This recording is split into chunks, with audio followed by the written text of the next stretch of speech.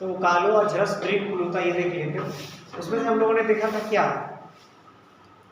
हम लोगों ने क्या देखा था कि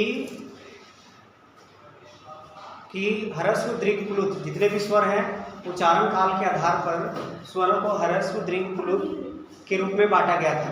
ठीक है, ह्रस्व दीर्घ प्लुत के रूप में बांटा गया था। हाँ नहीं, तो देखिए आज सबको आ रहे हैं ना, अब ठीक लग रहा है पढ़ाने।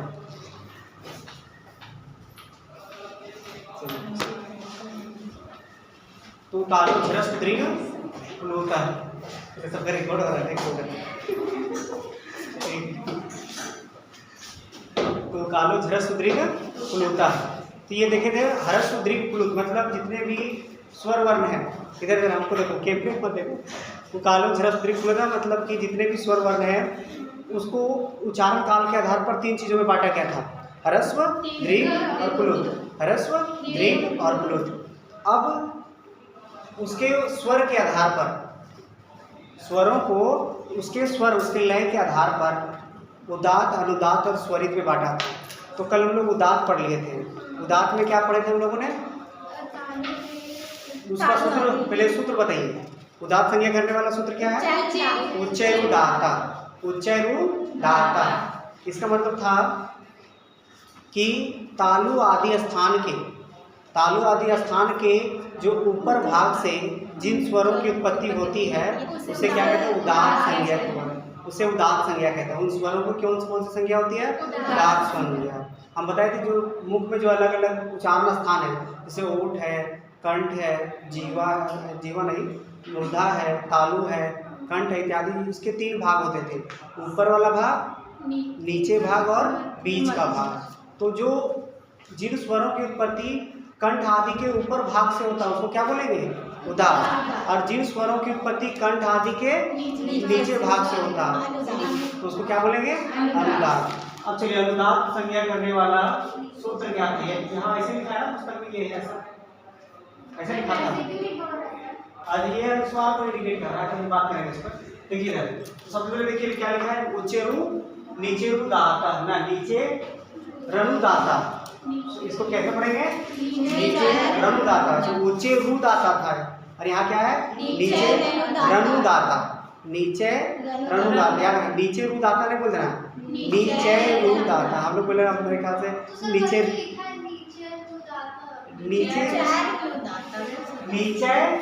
रुदाता है, हाँ नीचे रनुदाता है, ठीक है, नीचे रनुदाता।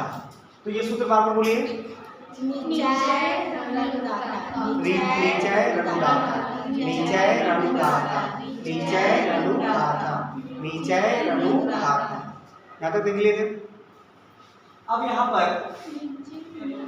सबसे पहले आप लोग सूत्र की व्याख्या करते, सबसे पहले क्या लिखते हैं, पदच्छेद लिखते हैं। क्या लिखते हैं हम लोग, पदच्छेद। पदच्छेद मतलब जो सूत्र है, सूत्र में जो अलग अलग पद हैं, अलग अलग पद मिलकर के जो बने हैं उसको अलग करना ही क्या कहलाएगा, पदच्छेद। तो हम लोग जितने भी सूत्र लिख रहे हैं इसको अच्छे से फेयर करना, मैंने बताया था कि यहीं पे नोट्स कर लेना, अच्छे से सजा के लिखना। इसी तरह अगर ये सूत्र अगर आता है और इसको एग्जाम में हो इसी तरह अच्छे से लिख देते हैं आप, कोई बात नहीं, इधर उधर थोड़ी बड़ी अगर हिंदी अगर जरूरी थी वो उतार लेते हैं, जो हिंदी में लिखे वही लिख देते हैं, चलेगा।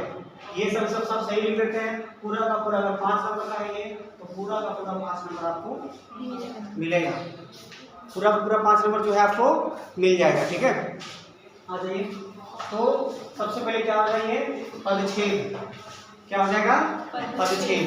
तो पदच्छेद पे क्या करेंगे, नीचे है, क्या है ये, पदच्छेद पे क्या हो जाएगा, नीचे है, फिर क्या हो जाएगा, अनुदाता, नीचे है अनुदाता। अब देखिए आप ये विभक्ति वचन पहचान करेंगे, इसका विभक्ति वचन क्या है। तो हम बताए थे नीचे और ऊंचे, ऊपर नीचे ये अव्यय पद है, इसलिए हम यहाँ क्या लिखते हैं, अव्यय। आप लोगों को सेमेस्टर 1 में अव्यय पद पढ़ाए थे, यस सर, अव्यय पद पढ़ाए थे, नाम व्यय इति अव्यय, जो खर्च नहीं होता, जो हर कंडीशन में एक ही जैसा रहता हो, उसको क्या कहते हैं, अव्यय। अब इसका देखिए विभक्ति वचन हो जाएगा, अव्यय पद हो गया, अनुदात में क्या, तो 1 by 1 का मतलब प्रथमा व्यक्ति एक वचन। और आ जाइए उसके बाद वृत्ति, ये क्या हो जाएगा आपका, वृत्ति। वृत्ति में क्या था, हाँ, संस्कृत में जो सूत्र है उसको संस्कृत में समझाया गया, ठीक है। तो लिखा था, अब याद रखिए हम लोग उच्चैर उदारता में क्या किए थे, सेम टू सेम यही था।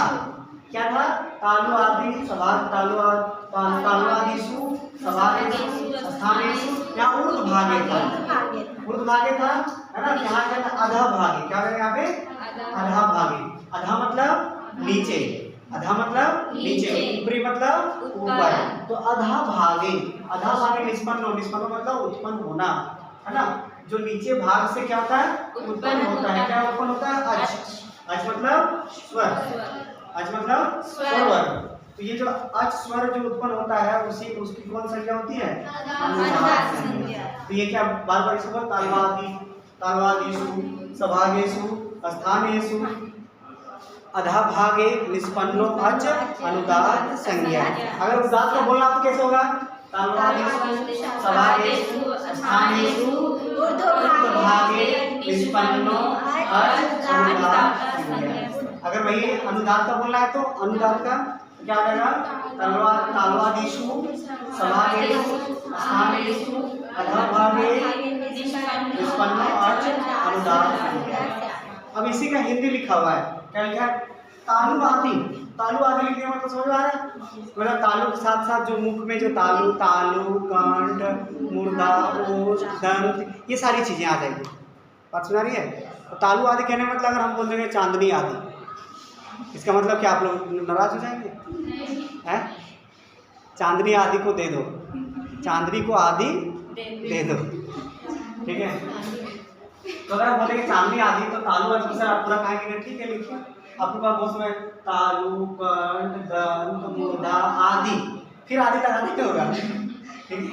आदि स्थान के, आदि ये स्थान है ना। अब यहाँ और अच्छा लिखना क्या, उच्चारण स्थान कर दीजिए, बात तो एक ही है। यहाँ क्या कर सकते हैं, और उच्चारण सर उच्चारण स्थान करेंगे, गलत हो जाए, गलत कैसे हो, और सही है, अच्छा हो, और अच्छा स्पष्ट आंसर दे रहे हैं। उच्चारण स्थान के अधः मतलब नीचे ब्रैकेट में लिखते हैं, नीचे भाग से जिन स्वरों की क्या होती है, उत्पत्ति, निष्पन्न होता है। निष्पन्न मतलब उत्पन्न होना, या ब्रैकेट में लिख सकते हैं निष्पन्न होना, ठीक है। तो जो निष्पन्न होती उत्पत्ति होती है, तो अगर निष्पन्न लिखेंगे तो निष्पन्न होता है, उत्पत्ति होती है, निष्पन्न होता है ना। उत्पत्ति होती है, निष्पन्न होता है, तो उसकी क्या हो जाती है, अनुदात संज्ञा होती है। किसके अनुदात संज्ञा होती है, जिन स्वरों को कंठ आदि के, तालु आदि के नीचे भाग से जिसकी उत्पत्ति होती है उसकी कौन संज्ञा होती है, अनुदात संज्ञा होती है। क्लियर है, समझ में आई बात कि नहीं समझ में आई? चलिए तो इसको मिटा दे, नहीं लिखे हो तुम लिखो।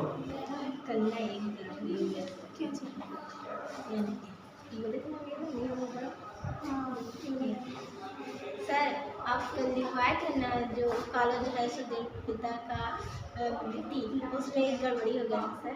क्या लिखा, लास्ट में जो लिखवाए थे ना सर, तो उसमें दिल बुक कर दिए थे, दिल बुक किए थे। हाँ, इसलिए वो हरसू होगा। तो आप हरसू होता है ना, हाँ। तो हरसू ही होगा, हो सकता है दिल बुक कहीं घूम गया होगा हाथ वगैरह। नहीं नहीं सर एक बात है इसमें, चलो क्या लिखा सर यहाँ पर देखिए जो आया होता है उसका, तो यहाँ वो जो किया है तो यहाँ पे दिल बुक क्या? कर दिया सर, टुकड़ों को, हाँ तो दिल बुक कर दिया। अच्छा उसमें बात करेंगे, चलिए हो गया। चलिए तो हम लोग इसका पहले सूत्र देख लिए थे, अब हम लोग स्वरित संज्ञा देखते हैं। कौन संज्ञा, स्वरित संज्ञा। तो स्वरित संज्ञा करने वाला सूत्र कौन सा है, समाहार स्वरितः, समाहार स्वरिता। याद रखें, समाहार स्वरित नहीं बोलना है, समाहार स्वरिता। देखिए आप जो बोलेंगे वही आप लिखेंगे। आप बोलेंगे समाहार स्वरिता, तो एग्जाम में क्या लिख के आएंगे, समाहार स्वरिता। अगर एग्जाम कॉपी चेक करने वाला नहीं रहेगा दूसरे माइंड में, तो वो भी डिस्टर्ब आदमी रहेगा, तो पता चलता 20 सर्क नहीं दिया इसको, पहले काटो एक नंबर, तो दिक्कत हो जाएगा ना। तो समाहार स्वरिता क्या सूत्र है, समाहार स्वरिता। लिखे नहीं अभी तक आप लोग, अब आप ऐसे लिखो, चुप लिखना ज़्यादा नहीं बस। अब पदच्छेद, पदच्छेद देखिए इसमें कोई विशेष है, परिच्छेद जो है वो स्पष्ट दिख रहा है आप लोगों को। तो परिच्छेद जो सूत्र है उसी को मैंने लिख दिया। क्या है यहाँ पे? समाहारः स्वरितः। क्या लिखे? समाहारः स्वरितः। उसके बाद कौन सा लिखते हैं? विभक्ति वचन। विभक्ति वचन में क्या हो जाएगा? समाहारः। कहाँ पर लग रहा है ये? एक एक। इसका मतलब प्रथम व्यक्ति एक वचन। प्रथम व्यक्ति एक वचन। और स्वरितः भी कहाँ पर लग रहा है? प्रथम व्यक्ति एक वचन। तो एक एक कर दिए। बोलिए अब उसके बाद फिर क्या लिखते हैं? पहले सूत्र लिखते हैं, परिच्छेद लिखते हैं, विभक्ति वचन लिखते हैं। उसके बाद फिर क्या लिखते हैं? वृत्ति। अब वृत्ति में देखिए दो वृत्ति हम लोग देखे थे। अगर आप एग्जाम में चाहे तो ये वाला लिख सकते हैं। हाँ तो लिखा उदात अनुदात तत्वे। उदात अनुदात तत्वे वर्ण धर्मो समानृते यत्र स अच स्वरित संज्ञा स्यात्। अगर ये नहीं तो आप ये वाला तालु आदिषु सभारेषु स्थानेषु मध्यभागे निष्पन्नो अच स्वरित संज्ञा स्यात्। केवल यहाँ चेंज करो। अधा भागे क्या हो जाएगा? अधा भागे नीचे रनुदातः। ऊर्ध्व भागे उदास हो जाएगा ना, ऊंचे रुदात वाला सूत्र हो जाएगा। यही आसान है ना? ये गलत होगा क्या? नहीं गलत होगा। इसलिए ये वाला क्लियर हो गया। अब देखिए वही चीज है तो इसका हिंदी भी आप लोग लिख लिए होंगे कि तालु आदि स्थान के मध्य भाग से जिन स्वरों की उत्पत्ति होती है वह स्वरित स्वर कहलाता है। क्या कहलाता है? स्वरित स्वर। और जो तालु आदि के ऊपर भाग से जिसकी उत्पत्ति होती है उसे उदात स्वर। और तालु आदि के जो नीचे भाग से जिसकी उत्पत्ति होती है अनुदात स्वर। क्लियर है? तो उदात स्वर, अनुदात स्वर और फिर स्वरित स्वर के लिए मध्य भाग से। देखिए स्वरित स्वर क्या हुआ? यहाँ क्या लिखा? उदात अनुदात तत्वे वर्ण धर्मो। ऐसा वर्ण जिसमें उदात स्वर भी मिला हो और अनुदात स्वर का धर्म मिला हो तो उसको कौन स्वर बोलेंगे? स्वरित स्वर। जैसे ऊपर और नीचे दोनों बीच में, तो ऊपर वाला और नीचे वाला दोनों बीच में मिला है ना वर्ण ये। तो स्वरित स्वर का मतलब उसमें उदात स्वर का भी गुण मिला है और अनुदात स्वर का भी गुण मिला। वही तो लिख रहा है। क्या लिखता है? उदात अनुदात धर्म से युक्त जो स्वर वर्ण है, जो स्वर है। बात समझ रहे? तो बोलता है उदात अनुदात धर्म से युक्त जो वर्ण है वह कैसा वर्ण हो जाएगा? स्वरित स्वर। ठीक है? क्लियर है? तो ये समझ आ गया। तो ये तीन प्रकार का स्वर आ गया: उदात स्वर, अनुदात स्वर और फिर स्वरित स्वर। उदात स्वर करने वाला सूत्र उच्चैर उदाता। अनुदात नीचे रनुदाता। नीचे रुदाता नहीं बोला। हाँ मैं खुद रुदाता बोलता था। हाँ नीचे रनुदाता। उसके बाद समाहारः स्वरितः। क्लियर है तक? चलिए अब एक नेक्स्ट में बता रहा हूँ। इसी में एक अलग तरीके से चार्ट बना करके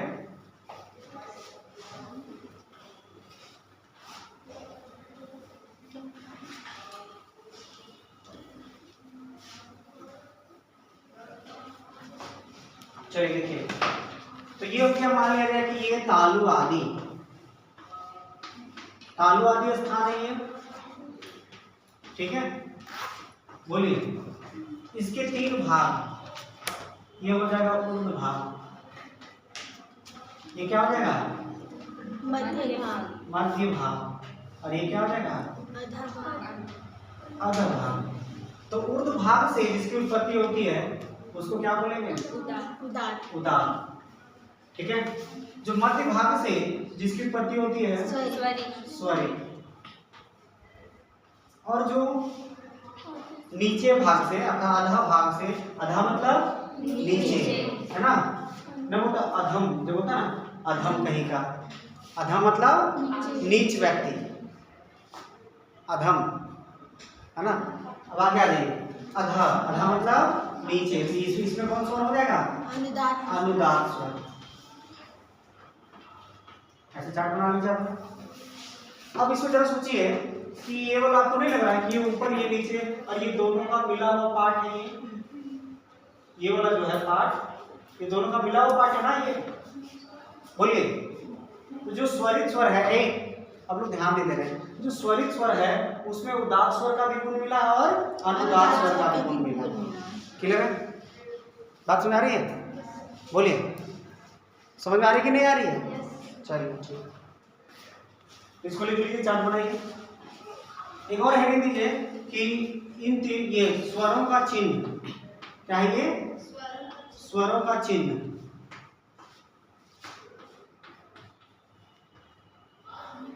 चिन्ह, वैसे चिन्ह तो ऐसे होता है।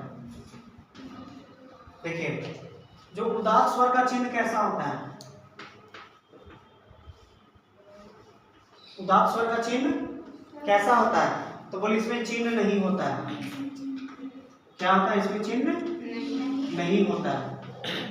ये चिन्ह नहीं होता है। क्या होता है? चिन्ह इसमें जो होगा, ये चिन्ह इसमें नहीं होगा। अच्छा, अनुदात्त स्वर का चिन्ह कैसा होता है? पड़ा हुआ चिन्ह। ये इसका चिन्ह ऐसा है, ऐसे पड़ा हुआ है, ऐसे चिन्ह से कैसा रहता है? पड़ा हुआ। और स्वरित स्वर का चिन्ह कैसा होता है? लंबा, ऐसे खड़ा हुआ चिन्ह है, ऐसा। समझ रहे हैं? को पूछेगा अनुदात्त स्वर का चिन्ह कैसा होता है? पड़ा होता है, मतलब ओरिजेंटल। और स्वरित स्वर का चिन्ह क्या होता है? खड़ा होता है। वह कौन सा स्वर है जिसका चिन्ह नहीं होता है? उदात्त स्वर। याद रखना, कंफ्यूज नहीं करना। वह कौन सा स्वर होता है जिसका चिन्ह नहीं होता है? तो वह कौन सा स्वर है? उदात्त स्वर। कौन सा स्वर का चिन्ह पड़ा होता है? अनुदात्त स्वर। क्लियर है? बोलिए। तो ये इसको लिख लीजिए। अगर मैं यहाँ लिखूं, अगर हम बोलेंगे का, अगर वो कुछ अगर है इधर, बताओ इसमें कौन सा स्वर है? ये स्वर उदात्त है, अनुदात्त है कि स्वरित है? दोनों सर, दोनों। चलिए, मैं इसमें कुछ चिन्ह इसमें दिया हुआ क्या? इसमें कोई चिन्ह है? अगर हम इसके नीचे ये वाला सब चिन्ह दे दें, तो इसमें कौन सा स्वर हो जाएगा? अनुदात्त स्वर। बहुत अच्छा। तो मतलब पूछ रहे थे इसका मतलब उदात्त? उदात्त है भाई, वही तो बताना है। खड़ा चिन्ह दे दिया, क्या हो गया? स्वरित स्वर। क्लियर है? बात समझ आ रही है? अब बोलो इसमें उदात्त, अनुदात्त, स्वरित कौन है? उदात्त। ये इसमें उदात्त कौन है? ये है। ये कौन सा चिन्ह है? स्वरित स्वर। ये कौन सा चिन्ह है? अनुदात्त स्वर। बोलेंगे क्या? अब आप उदाहरण में लिख लीजिए। अब ये बताइए, तो जितने भी उदाहरण, जैसे मान लीजिए गुंजा लिखते हैं, क्या लिखते हैं? गुंजा। अब मान लीजिए कि गुंजा में हम इसको गुंजा में ये कर देते हैं और इसमें ये कर देते हैं, तो बताइए कौन सा हुआ गुण में? इसमें कौन सा स्वर है? अनुदात्त। इसमें कौन सा स्वर है? स्वरित। स्वरित। अनुदात्त मतलब थोड़ा सा धीमे बोलना, गुण ऐसे बोलना होता है। मतलब जैसा चिन्ह रहेगा वैसे ही लेवल बोला। उदात्त थोड़ा चढ़ के बोला जाता है। मतलब इसे गाना गाने। हाँ, गाना दौरान वो चिन्ह रहता है। जैसे वैदिक मंत्र आप लोग पढ़ेंगे ना, जैसे अग्निवीर, जैसे कभी ऐसे ऐसे करते देखे किसी को? ऐसे नहीं, सिंगर लोग नहीं, पंडित लोग। जैसे जब विद्वान पंडित लोग होता है, हरिओम स्वस्ति ना इंद्रो वेदसर, मतलब ऐसे किया, मतलब क्या? ओरिजेंटल। ओरिजेंटल मतलब अनुदात्त स्वर ऊपर चढ़ा दिया, मतलब स्वरित स्वर, और कुछ नहीं किया, तो चिन्ह रहे। बात समझ रही है? तो ये ऐसे उदात्त, अनुदात्त, स्वरित को इंडिकेट कर रहा है। ऐसे ऐसे करेगा, ऐसे कैसे पता? ऐसे आप लोग वहाँ गए थे ना प्रोग्राम में, ये संस्कृत भारती में उस दिन जो डांस वाला प्रोग्राम था, तो वहाँ पे एक जो कोई लड़का था ऐसे से, उसको अपने आप आदत हो गया होगा, तो ऐसे कर रहा होगा शायद, वो प्रैक्टिस किया होगा, तो लड़का ऐसे ऐसे करता होगा, ऐसे बात समझ रही है? तो ये समझ में आ गया। देखो ये नेट में क्वेश्चन आया और ये है कि वह कौन सा स्वर है जो चिन्ह रहित होता है? उदात्त स्वर। वह कौन सा स्वर है जिसका चिन्ह पड़ा होता है? अनुदात्त स्वर। इसको क्षैतिज चिन्ह कहा जाता है। इसको क्या कहा जाता है? क्षैतिज। क्षैतिज मतलब समझते हैं? क्षैतिज ऐसा ही होता है ना कि इसको क्षैतिज रेखा, किसको बोलते हैं? इसको क्षैतिज, इसको हॉरिजॉन्टल कहते हैं। और इसको क्या कहते हैं? ऊर्ध्व रेखा। ठीक है, इसको क्या बोलते हैं? ऊर्ध्व रेखा। ऊर्ध्व रेखा किसका होता है? स्वरित का। किसका रेखा ऊर्ध्व होता है? खड़ा होता है, स्वरित। किसका रेखा क्षैतिज रेखा होता है? हाँ, अनुदात्त। क्लियर है? और कौन चिन्ह रहित होता है? उदात्त। तो उदात्त, अनुदात्त, स्वरित का चैप्टर यहाँ पे समाप्त हो गया। वह कौन सा स्वर है जिसमें उदात्त स्वर और अनुदात्त स्वर दोनों का गुण धर्म मिलता है, स्वरित स्वर। क्लियर है? तो ये होगा आपका उदात्त और अनुदात्त स्वर आपका समाप्त हुआ। क्लियर है? उदात्त अनुदात्त स्वरित स्वर जो है समाप्त हुआ। अब नेक्स्ट सूत्र कौन सा है, बोलिए। मुख नासिका वचनो है ना, तो मुख नासिका वचनो अनुनासिका। तो ये बार बार कंठस्थ इसलिए करवा रहे हैं, तो बोले मुख तो याद है, पता चले उसके बाद क्या है, नासिका वचनो वचनो नासिका अनुनासिका कुछ वैसे बोल देंगे नहीं। तो मुख नासिका वचनो अनुनासिका आदि रंतेन तुल्यास प्रयत्नम। तो ये सूत्र बार बार कंठस्थ करेंगे तभी हो पाएगा। तो सूत्र को मुख में लाइए, मुख नासिका वचनो अनुनासिका, अपने से निकल जाना चाहिए सूत्र, क्योंकि इतना बहुत लंबा वर्ड है। क्या लग रहा है आपको, ये लंबा है कि नहीं, ये लंबा है कि नहीं, सो बताइए। तो मुख नासिका वचनो अनुनासिका, देखिए ये अनुनासिक संज्ञा करने वाला सूत्र है। क्या है? अनुनासिक संज्ञा करने वाला सूत्र है। तो पहले सूत्र हम लोग लिखते हैं। अगर ये सूत्र आएगा तो इसकी व्याख्या आप लोग कर लेंगे। तो व्याख्या में हूबहू इसी तरह इसी को उतार दीजिएगा तो आपका पूरा करना पड़ेगा। अगर ये 10 नंबर का है तो 10 नंबर कितना छोटा सा लिखना पड़ता है, छोटा सा लिखना पड़ता है कि नहीं, लेकिन ये पूरा का पूरा नंबर आप इससे पूरे जाके उठा सकते हैं। तो सबसे पहले क्या करेंगे, इसका पदच्छेद लिखेंगे। पदच्छेद में क्या होगा आपका मुख नासिका। देखिए यहाँ पदच्छेद किया, विसर्ग की 8 गतियां बताए थे, तो विसर्ग क्या हो गया था यहाँ पे, वो हो गया था। और इसका नाम क्या है, अवग्रह नाम है। लिख लो, जो नहीं पता उसको लिख लो यहाँ। आपको इंडिकेट करना है इसका नाम क्या है, अवग्रह। ठीक है, इसका नाम क्या है, अवग्रह। इसको बोलते सर यस क्या होता है संस्कृत में, संस्कृत में यस, यस जो है ना, यस जैसे लिखे क्या है, हाँ उल्टा यस है, ये यस ऐसे ही नहीं लिखते हैं। हाँ समझ रहे हैं क्या, सबसे सबको संस्कृत बोलना क्लास में से सब भूल गए। तो क्या तुम लोग रूटीन पे काम मेंटेन करते सर शनिवार को ना सिर्फ कन्वर्सेशन कहाँ, मुझे शनिवार रखे तो पता चले सब गायब रह रही है। हाँ बोला क्या है, पढ़ाई तो हो नहीं रहा, चलो करेंगे देखिए। चलिए किधर पहले इसको समझ लीजिए, उसके बाद तो देखिए ये उसका नाम क्या है, अवग्रह। और अवग्रह का काम क्या है, आप इंडिकेट करना। कौन से आप इंडिकेट कर रहे हैं, यहाँ देखिए, यहाँ ये बोला आप दिख रहा था, यहाँ नहीं दिख रहा था, ये इसको कवर किया था कौन, ये अवग्रह। अवग्रह का काम क्या है, जो आ जो है इसमें जाकर मिल जाता है तो वो आपको बताता है कि यहाँ पे आ है, समझ रहे हैं, ये आ यहाँ पे था, इसीलिए अपन अलग कर दिए। पदच्छेद कर दे तो अलग कर देते हैं। अगर इन दोनों को मिला के तो क्या बन जाएगा, ये वाला जाएगा, ये बन जाएगा ओ और ये बन जाएगा अवग्रह बन जाएगा, तो दोनों मिला देंगे, समझ रहे हैं। लिखने के दौरान जहाँ जहाँ अवग्रह होता है वहाँ ऊपर का साइन नहीं दिया जाता, याद रखना, देखो ध्यान दीजिएगा। जैसे यहाँ अगर आप चाहते थे इसे मिला सकते थे, तो फिर आप लोग क्या पढ़े थे, मुख नासिका वचनो धनुनासिका, धनुनासिका पढ़ रहे थे ना, तो ये डा नहीं पढ़ना उसको। इसलिए जब भी ये लिखने का तरीका है, देखो जब भी आप लिखें तो ये वाला जो है आपका उसके ऊपर लाइन नहीं होना चाहिए। कितने लोग करती हैं, तुम करती हो क्या?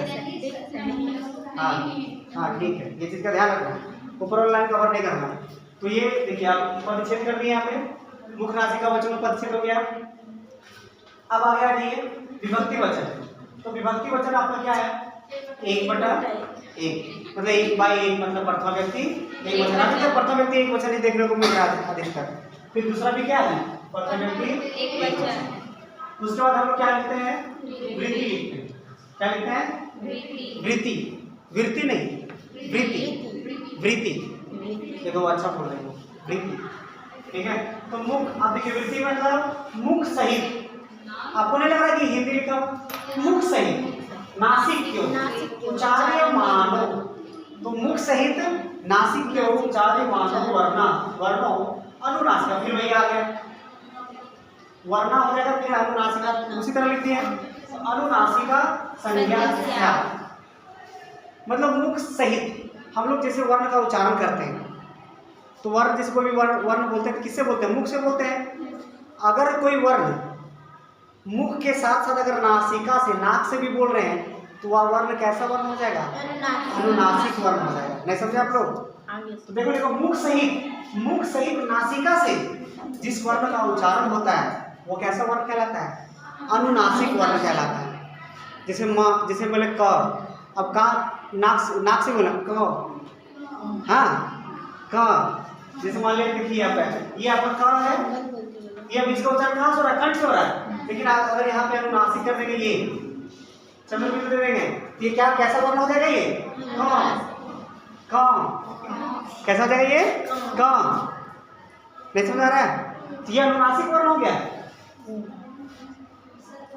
मतलब मुख से तो बोल रहे हैं, मुख सहित नासिका से भी बोल रहे हैं इसको, तो ये इसमें कौन सी संज्ञा होगी, अनुनासिक संज्ञा होगी। वही तो लिखा मुख सहित, मुख और नासिका से जिस वर्ण को बोला जाता है उसको अनुनासिक संज्ञा कहते हैं।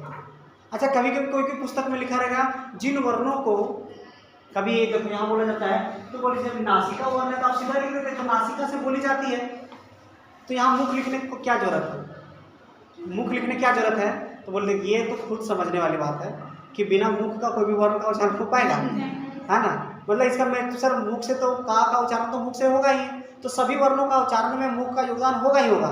लेकिन अगर उसमें नासिका जुड़ जाती है, अगर हम लिख रहे हैं जिन वर्णों का उच्चारण नासिका से होती है, तो भी उसको कौन सा वर्ण कहते हैं, अनुनासिक वर्ण कहते हैं। लेकिन आप मुख सहित क्यों लिखे आप, वो समझने के लिए, जो थोड़े कम समझ आ रहे हैं, जो अल्प बुद्धि वाले लोग हैं, पता चले वो नासिका, तो खुद समझने वाली बात है कि मुख लोगों को समझने के लिए, ताकि भ्रम ना फैले। तो पाणिनि ने कहा कि लोगों को समझने के लिए, ताकि पता ना चले कि वो लोग मुंह को फिर हटा दिया। कोई भी वर्ण को बोलने के लिए मुंह का होना बहुत जरूरी है। अब उसमें नासिका ऐड करेंगे तो वो अनुनासिक संज्ञा हो जाएगा। अब मुंह बंद करके केवल नासिका बोलो तो है ना, नहीं होगा। अच्छा, नाक से गा लेता है ना, वैसे है ना, नाक से गा लेते हैं, स्वर निकालते हैं। जब अब बहुत सारे गायक को देखिएगा माइक यहाँ नाक पर रखेगा, और नाक से पहले नाक भी धीरे धीरे नीचे लाएगा, और गाते गाते ऐसे माइक दूर ले जाएगा, ऐसे फिर कर देगा, ताकि वो पता चले, तो ये पता चले कोई गिर रही हो तो फिर दिक्कत हो जाएगा। तो माइक जहाँ तक पकड़ने का रहेगा माइक वहीं तक पड़ेगा, फिर दूर कर देगा, ताकि आवाज़ क्लियर निकले उसकी। जितना साउंड की जरूरत है उतना ही। अब पता चले गा रहे हैं और गाते गाते जो सांस ले रहे हैं वो भी माइक में आ रहा है, नहीं, इसीलिए देख रहे कभी आराम से दूर रखा जाता है। जब आप पूरा आवाज़ क्लियर है तो पूरा माइक को अच्छे से सामने रखिए, और जब थोड़ा सा दिक्कत हो रहा है तो माइक थोड़ा दूर ले जाइए। तो मान लें सांस ले रहे हैं, तो जैसे गाते गाते या माइक जब आप सांस लेने दौरान लेना चाह रहे हैं अंदर, तो जब सांस लेंगे तो आवाज़ आएगी ना, तो पता चले तो उसमें माइक जो है दूर कर दिया जाएगा। ऐसे कर गाने के दौरान तो बीच बीच में सांस लेते होंगे ना, थोड़ा दूर कर दिया जाएगा। चलिए, तो मुख सहित, मुख और नासिका से जिन वर्णों का उच्चारण होता है वह कैसा वर्ण, वो क्या, उसकी कैसी, उस वर्ण की कौन सी संज्ञा होती है, अनुनासिक संज्ञा होती है। जैसे मान लिया जाए आ, क्या आ भी अनुनासिक संज्ञा है, नहीं। जब इसके ऊपर क्या कर देंगे, उदाहरण में लिख लो, ई, ये अनुनासिक हो जाएगी कि नहीं, तो इसको कैसे बोलेंगे, ई, ई, हाँ, नाक से बोलो ई। दूसरी तरह क्या हो जाएगा, बोलो तो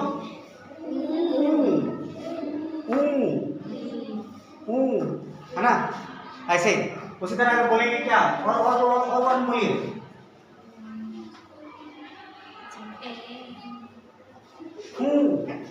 क्या हो जाएगा।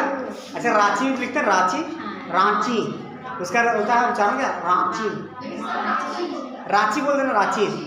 अच्छा, इंग्लिश में आर एन लगाता है ना, रांची, कहाँ जा रहे हैं, रांची, या रांची, नाक से, थोड़ा लग रहा है नाक से, रांची, या समझ नहीं आ रहा ऐसे करना।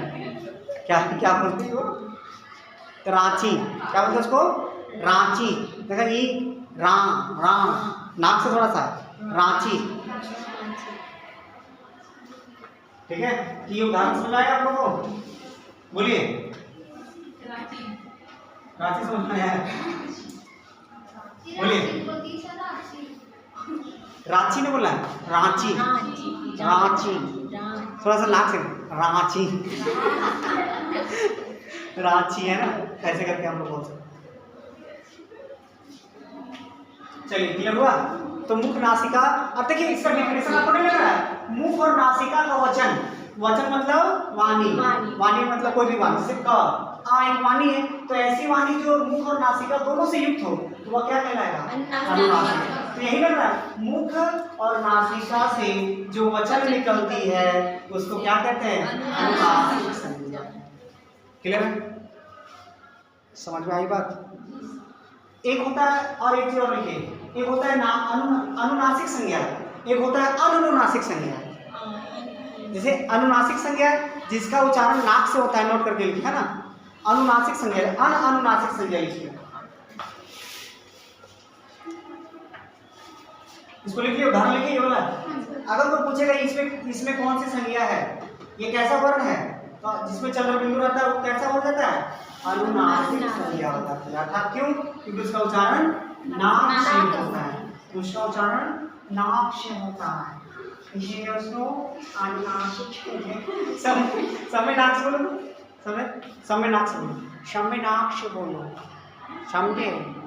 नहीं समझे? समय नाक से, है ना।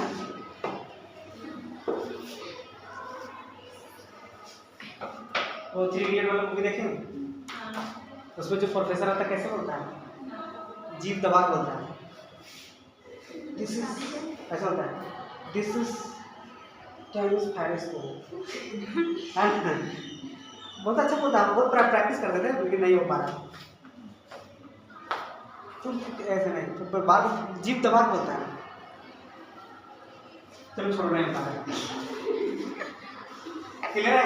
अब आगे लिखिए अनुनासिक, अननुनासिक संज्ञा,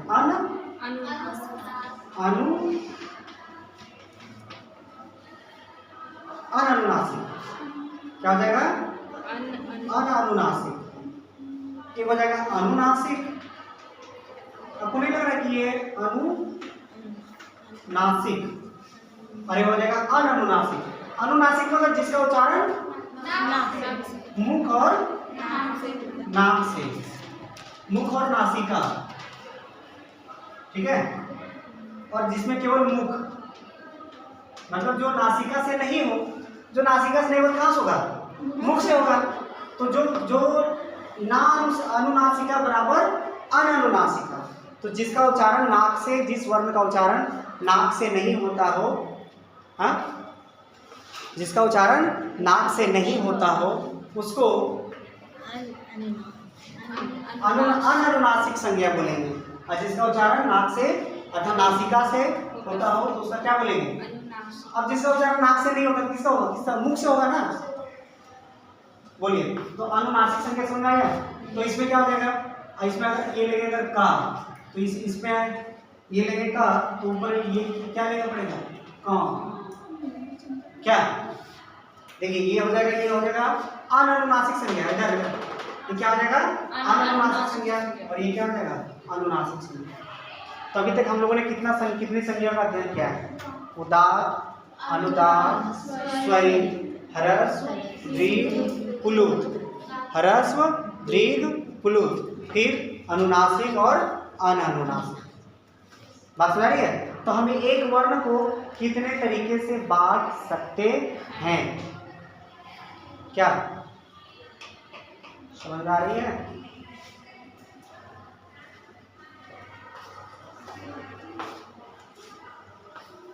कितना समय हो गया?